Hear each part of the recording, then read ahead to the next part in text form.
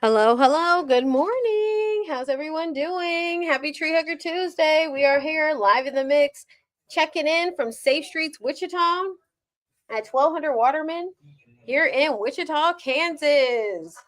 We are here in the Treehugger room, getting it together for the week. Excited to be back in town. I'm just getting back in town. Eager to get organized and continue to move in purpose. How are y'all doing today? Hope y'all are doing good. It's me and Treehugger Brian here. Hello. How y'all We're doing? here to let y'all know about what we got going on this amazing Treehugger Tuesday. If you don't know what we do, we are a environmental stewardship based nonprofit. Right now, we are focused on encouraging soil remediation for the first district, including but not limited to helping people grow their own food. So that comes in the form of raised bed gardening because we need help getting testing for the soil.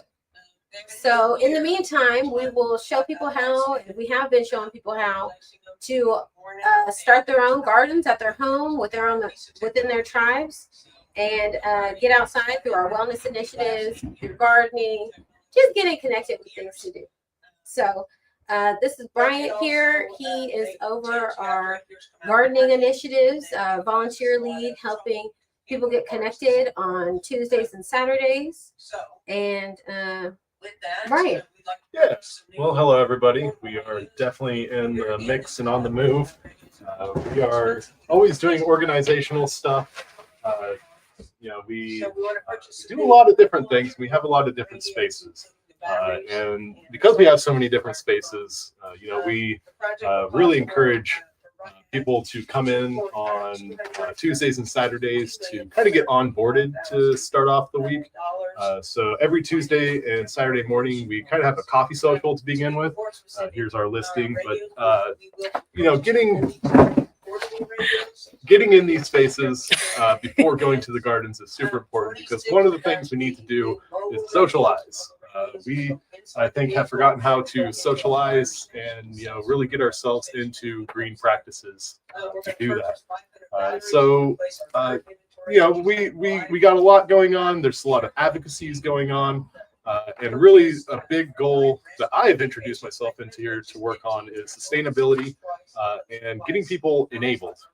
So one big part about gardening is usually there's a big paywall. There's a lot of resourcing that has to happen. There's a lot of labor requirements, but we've already kind of been working on that. So the cool thing is that we have our garden beds, we have our spaces, and we're moving along. So if you're interested in doing a bunch of gardening stuff, really just come by to our example gardens, and then kind of put a little bit of sweat equity in there. And the goal then is to teach people how to do these sustainable practices in a way that is within our means. So it doesn't have to be a big expensive thing. Really, it's just about getting access and then kind of making a bigger social network of it. Sharecropping, for instance. Exactly.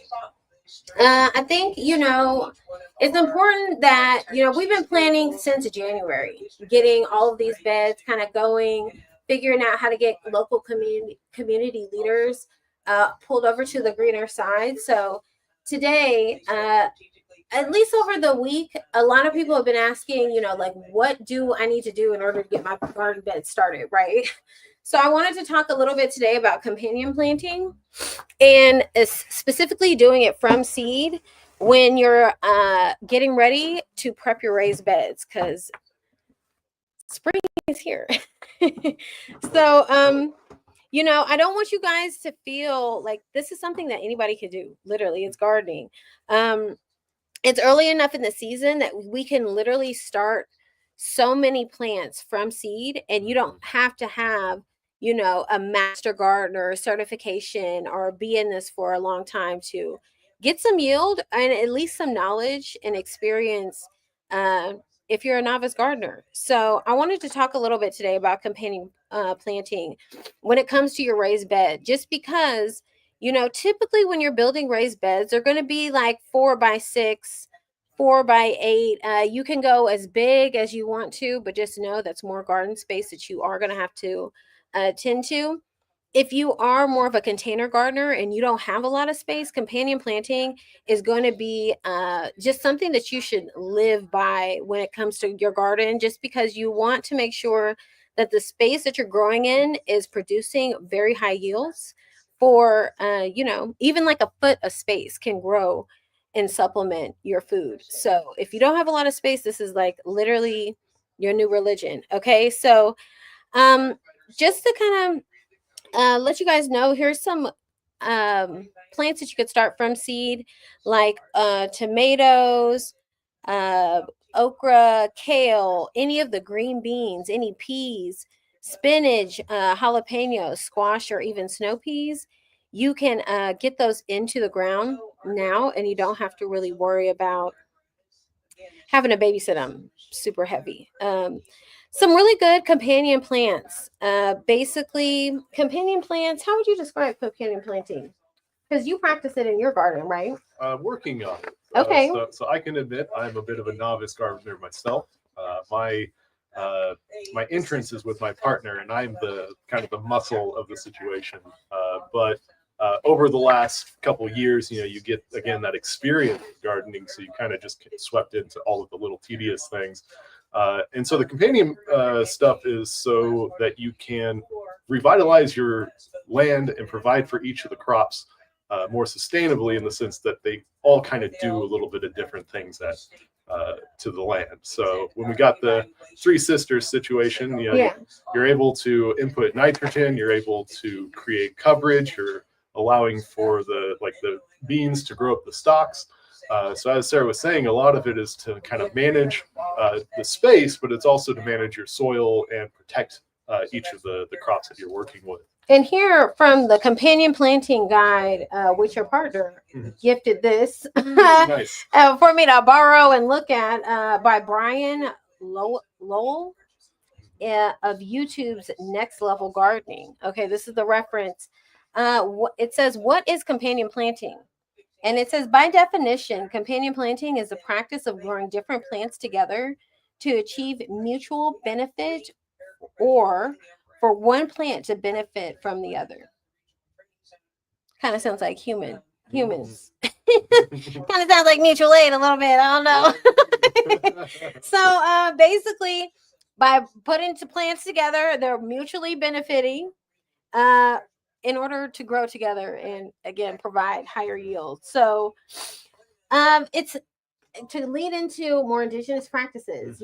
Companion planting has been around for a long time. I often feel like in 2025 we're always putting like these huge titles to things, but like indigenous people, native and indigenous people have been doing companion planting for a long time, like, but not limited to like the Three Sisters blend. So kind of what that is like Three Sisters, essentially that method is corn, beans, and squash. And essentially you'll plant them in different times in order for them to support each other.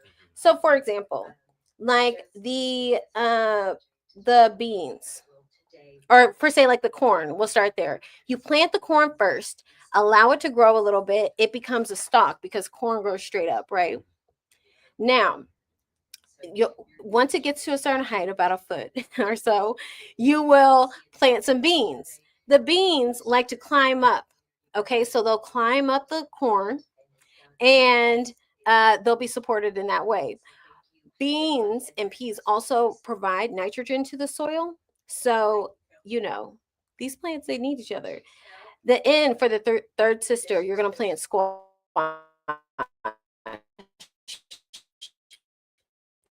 And squash,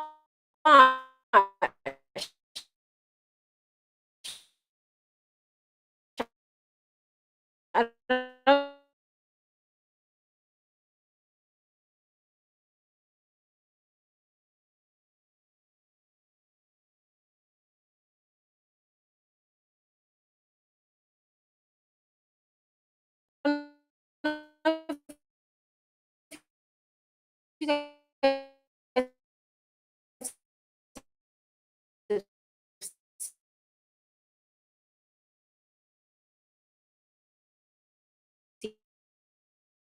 vaccines